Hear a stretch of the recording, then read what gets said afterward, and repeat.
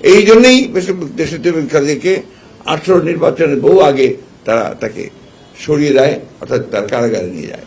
তারপর থেকে কারাগারে আপনারা জানেন কিভাবে তার উপরে নির্যাতন নিপীড়নের ফলে, তার সঙ্গে দুর্ব্যবহার করার ফলে তাকে ঠিক মতো যে ব্যবহার করা দরকার, আচার করা দরকার, সেভাবে আচার আচরণ না করে তাকে অসুস্থ করে ফেলা হয় এবং সঠিক চিকিৎসা দেওয়া হয় না। পরবর্তীকালে পিজি হাসপাতালে নিয়ে আসার পরেও একই ঘটনা ঘটেছে।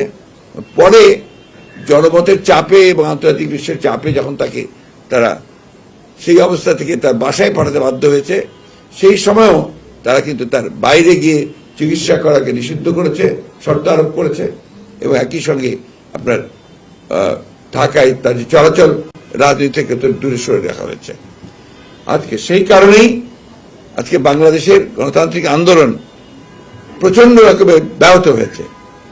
আমরা বিশ্বাস করি দেশনেত্রী বেগম খালেদা জিয়া আজকে যদি সামনে আসতে পারেন, তাহলে এই যে ফ্যাসিবাদী সরকার, এই যারা আজকে জোর করে ক্ষমতা দখল করে বসে আছে সম্পূর্ণ বেআইনিভাবে, সংবিধান বিরোধীভাবে, তাদের পক্ষে ক্ষমতায় থাকা সম্ভব হবে না। আজকে দেশনেত্রী বেগম খালেদা জিয়া মৃত্যুর সঙ্গে পাঞ্জা লড়ছেন। আপনারা জানেন যে প্রায় কিছুদিন পরপরই থেকে হাসপাতালে আসতে হয়। এবার যে তিনি এসেছিলেন, এটা আল্লাহর অশেষ রহমতে যে তাকে আমরা ফিরে পেয়েছি।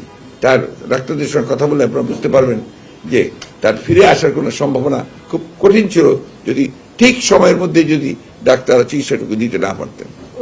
এই একটা অবস্থার মধ্যে আমাদের চিকিৎসকরা বারবার বলেছেন যে তার চিকিৎসার জন্য বাইরের উন্নত জায়গায় প্রতিষ্ঠায় নেওয়া উচিত, কিন্তু সেই জায়গায় উন্নত কেন্দ্রে, চিকিৎসা কেন্দ্রে তাকে সরকার দিচ্ছে না।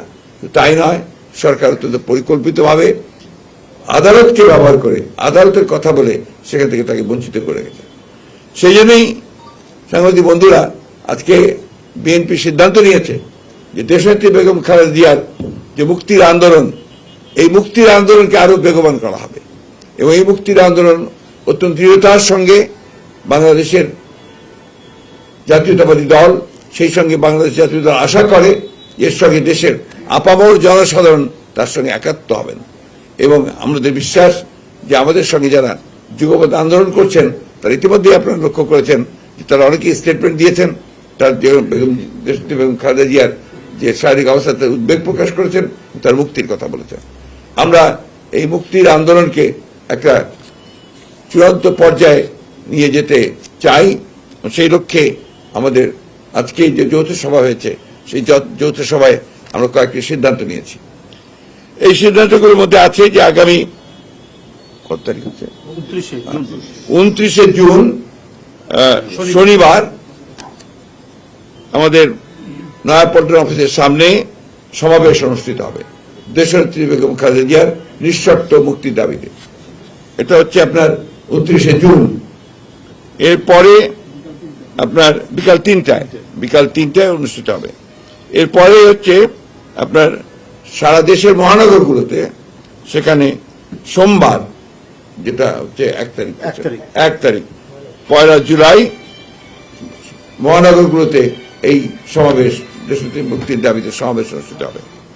এরপরে হচ্ছে 3 তারিখে সারা দেশের জেলা সদরগুলোতে তার মুক্তির দাবিতে সমাবেশ অনুষ্ঠিত হবে। আমরা আশা করব যে আপনাদের মাধ্যমে এটা সমগ্র জনগণের মধ্যে পৌঁছে যাবে এই প্রোগ্রাম, কর্মসূচি। এবং আমরা এটাও আশা করব, প্রত্যাশা করব জনগণের কাছে যে জনগণ যেন তাদের প্রিয় নেত্রী দেশনেত্রী বেগম খালেদা জিয়াকে তার প্রাণ রক্ষা করা